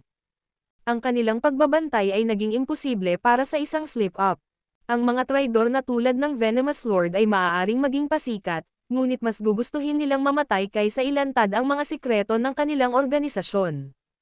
Ang mga dulo ng kanilang paghuhusga ay kahanga-hanga. Gusto kong makuha ang aking mga kamay sa mga taong ito. Ang mga mata ni Levi ay kumikinang sa interes. Isa sa mga Dragonites ang nagpahayag ng kanyang pagkabahala. Hindi magiging madaling gawain iyon. Ang 4 na dakilang pamilya at iba pang makapangyarihang paksayon ay nagkaroon ng kasunduan na lumayo sa buhay ng mga karaniwang tao, ngunit dumanas pa rin si Erudia ng maraming kalamidad sa ilalim ng organisasyong ito. Kung mayroon man, ang kanilang mga paggalaw ay naging mas maginhawa at madaling maitago. Ngumiti si Levi. Kung ganoon, mas madalas silang mag-pop up. Mga pagkakataon iyon para masubaybayan natin sila. Tama ka. Hindi nakakagulat na ikaw ang Crown King. Bulalas ng iilan sa mga Dragonites. Huwag kang mabahala, hanggat nariyan pa sila, isinusumpa ko sa aking pangalan na hahabulin sila. Deklara ni Levi. Ang kanyang kahangahangang kilo ay nagdulot ng paggalang at kahihiyan mula kay Drakon at sa kanyang mga tauhan. Siya ay walang kulang sa isang pambansang bayani. Hindi nakakagulat na tinawag silang Diyos ng Digmaan at ang Crown King. Gaano pa rin kahalaga ang gene therapy na gamot na ito? Biglang tanong ni Levi. Ang mga Dragonites ay naglunsad sa isang mahabang paliwanag. Ang gene therapy na gamot na ito ay ang pangunahing sangkap para sa isang revolusyonaryong elixir. Ito ay isang produkto ng modernong biotechnology at mga tradisyonal na remedyo ng Erudia, na ginawa gamit ang pinakamahusay at pinakabihirang mga sangkap. Hindi ako nagmalabis, ngunit maaari nitong ibalik ang isa mula sa bingit ng kamatayan. Ito ay binuo ng tumpak para magamit sa mga sitwasyon sa buhay at kamatayan. Nakangiti ito kay Levi. Revival, sabi mo, nobela. Ito ay malamang na mas malakas kaysa sa Windsor at Minko's elixir. Tama iyan. Well, medyo itinutulak ito ng revival. Ngunit ito ay isang garantisadong tagapagligtas sa mahahalagang sandali. Maaari rin itong pahabain ang buhay ng isang tao. Ang aming mga resulta ay nagpapakita na ang mga pasyente sa terminal ay maaaring mabuhay ng hindi bababasa, sa 3. Higit pang mga taon pagkatapos ubusin ang gamot na ito. Ang mga malulusog na individual ay makikita ang haba ng buhay ng 7 hanggang 8 taon. Ngayon ay naunawaan na ni Levi kung bakit ang mga tao ay sumisigaw tungkol sa gene therapy na gamot na ito. Ito ay literal na gamot sa muling pagkabuhay. Kapag nai-release na ito, ipapamahagi ito bilang reward sa mga nag-ambag ng malaki kay Erudia. Bilang Crown King, matatanggap mo rin ang gamot. You're more than deserving of it, ang muling pagtiyak ng mga Dragonites. Nang marinig iyon, ngumiti si Levi bilang tugon. Maaari kong ibigay ang gamot sa aking ina at pamilya. Ililigtas sila nito sa panahon ng mga panganib na sitwasyon. Iyon ay isang pag-aalala sa aking dibdib. Samantala, sa isang manor sa kalapit na lungsod ng Fair Lake City, isang lalaki ang mahigpit na nagtanong, ano? Nabigo ang misyon. Ang video na ito ay edited by Herban TV. Kabanata 1359. Ang lalaking nagsalita ay nakasuot ng Kuro Dragon Mask, na tinatakpan ng buo ang kanyang mga tampok. Ang kanyang galit ay, gayunpaman, ramdam. Imposible. Maaaring malakas ang mga Dragonites, ngunit hindi sila kalaban ng 4 Devils. Paano sila mabibigo? Nataranta ang karamihan. Sinabi ng lalaking nakasuot ng Kuro Dragon Mask, narinig ko na inayos nila ang Crown King na i-escort ang entourage. Ano? Ang Crown King. Ibibigay ko ito sa kanila. Hindi ko akalain na ang mga Dragonites ang mag-escort ng Crown King sa kanilang mahalagang kargada. Sila lang ang nakaisip ng ganoong plano. Napabuntong hininga si Kuro Dragon. Hindi ko rin inaasahan. Siguradong napakalakas niya kung matalo niya ang 4 na Diablo. Buti na lang at wala kaming naiwang ebidensya. Sir, gustong malaman ni Prinsipe William ng Zarain kung nakuha namin ang gamot. Sabihin mo sa kanya na nabigo tayo, madilim na sagot ni Kuro Dragon. Mabilis na dumating ang tugon ng royalty. Sinabi ni Prince William na makukuha natin ang gusto natin kung mapapahangal natin siya sa ibang paraan, nobela. Paano ang pagkamatay ng ilang tao? Tanong ni Kuro Dragon. Ha, WHO. Na-curious ang crowd. Ang taong kasing tanga lang ni Tenichi ang makakaisip na patayin si Levi Garrison. Ano ang punto? Siya ay walang iba kundi basura. Kailangan nating puntahan ang mga nasa serbisyo pa. Habulin natin sina Windsor at Minka at iregalo ang kanilang mga ulo kay Prince William. Pahahalagahan niya ang kilos, sigurado ako. Magandang ideya. Ang mungkahi ay mabilis na nakakuha ng traksayon sa karamihan. Ngumisi si Kuro Dragon. Sige. Eto na ang mga order ko. Ang aming susunod na operasyon ay upang manghuli ng mga Diyos ng digmaan, at ang mga target ay sina Minka at Windsor. Si Levi, sa kabilang banda, ay bumalik sa Northampton ng mismong araw na iyon. Gayunpaman, hindi napansin ng mga bantay ni Minka ang kanyang pagbabalik. North, dalhin mo ako sa tirahan ng pamilya Lopez. Gusto kong bisitahin sina Evie at Zoe. Namiss sila ni Levi, at wala siyang pakialam sa restraining order ni Cora, kahit na nagsimula ito sa Great Family of Westford. Hindi niya hahayaang itali siya ng sino man sa mundong ito. Mabilis na ipinadala ni North Skylord si Levi sa tirahan ng pamilya Lopez. Naglalaro si Forlivia malapit sa front door. Nang makita niya si Levi, yamakap siya sa mga braso nito. Daddy, kinandang ni Levi ng buong pagmamahal ang kanyang anak. Namiss mo ba si Daddy? Oo, nagtanim ng munting halik si Forlivia sa pisngi ni Levi. Tuwang-tuwa siyang nagpatuloy, alam kong bibisitahin kami ni Daddy sa lalong madaling panahon. Ang kanyang kaguluhan ay nakakuha ng atensyon ng lahat sa bahay. Ano ang nangyayari? Ang unang dumating ay si Melanie Lopez. Nang makita si Levi, umungal si Melanie, Levi Garrison. How dare you show dito? Ibaba si Evie sa sandaling ito. Hindi mo ba pinapansin ang restraining order ni Lola?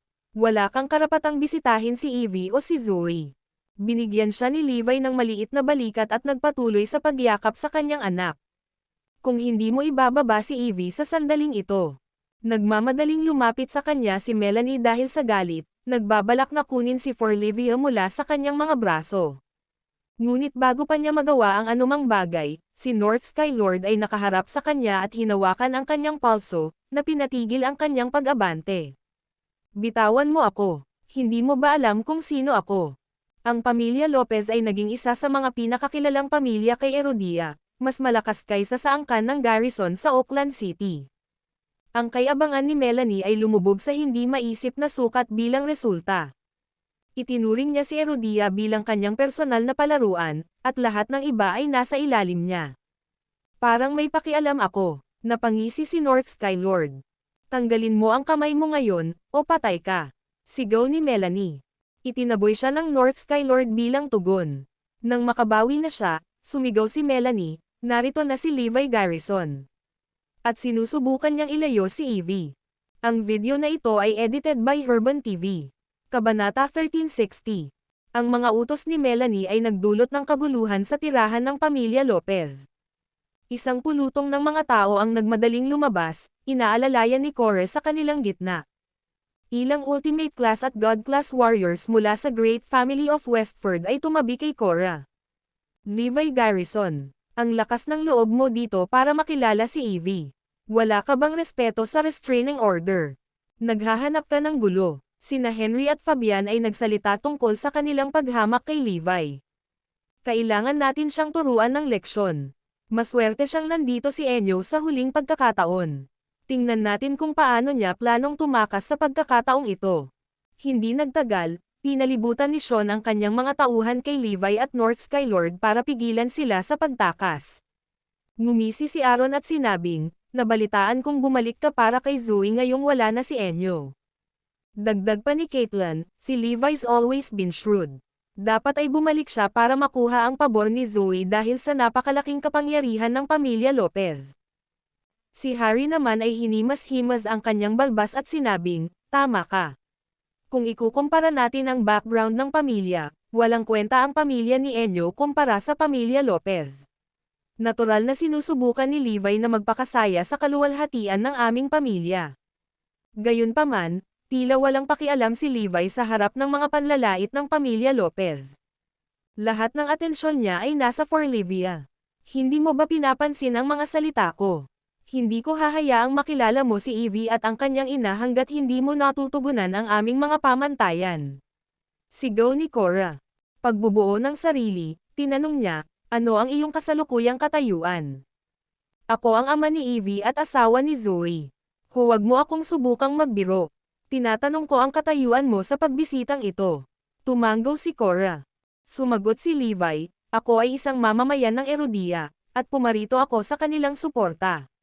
Ako ay isang kinatawan ng Erudia. Ang kanyang kahulugan ay sapat na tapat.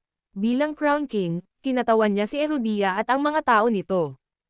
Haha, ako ay isang mamamayan din ng Erudia, at isang kinatawan din. Putulin ka na lang. Talunan. Ang opinyon ng pamilya Lopez sa kanya ay nahulog sa pangalawa. Kabastusan. How dare you tout your nonsense before me? Hinahamak mo ba ang great family of Westford? Galit na galit si Cora. Tulad ng isang away ay mukhang hindi maiwasan, Zoe burst out mula sa isa sa mga silid at sinira ang tensyon. Tumakbo siya papunta kay Levi at kinuha si Forlivia mula sa kanya. Zoe, sigaw ni Levi. Tumigil sandali si Zoe habang tumakbo papasok ng bahay kasama si Forlivia, hindi pinansin ang pakiusap ni Levi. Hindi niya napatawad si Levi sa nangyari kay Enyo noon. Ay, bulong ni Levi sa sarili sa pagkadismaya, nobela. Ang mingka na iyon ay walang iba kundi masamang balita. Naapektuhan niya ang mga plano ko at gumawa ng lamat sa relasyon namin ni Zoe. Ano sa lupa ang sinusubukan niyang makamit? Hanggang ngayon, hindi makaisip si Levi ng lohikal na paliwanag. Sa isang huling pananabik na sulyap, binitiwan ni Levi ang kanyang sarili sa katotohanang nakita man lang niya sina Forlivia at Zoe. North, tara na. Naghanda si North Skylord na paalisin si Levi sa kanyang utos. Sandali lang. Sa tingin mo ba maaari kang pumunta sa tirahan ng pamilya Lopez kung kailan mo gusto? Hindi mo iisipin ang restraining order ni Cora. Paano namin hahaharapin ang publiko kung binitawan ka namin ng walang kaukulang parusa? Ano ang iisipin ng mga tao sa Great Family of Westford? Angal ni Sean. Dahil doon, agad na hinarangan ng kanilang sarili ang paglabas ni Levi. Maswerte ka at naprotektahan ka ni Enyo noong araw na iyon. Pinakawalan kita para sa kanya. Dahil wala siya dito, walang takas. Sinaman ng tingin ni Cora si Levi. Magsisimula na ang isang paputok na labanan.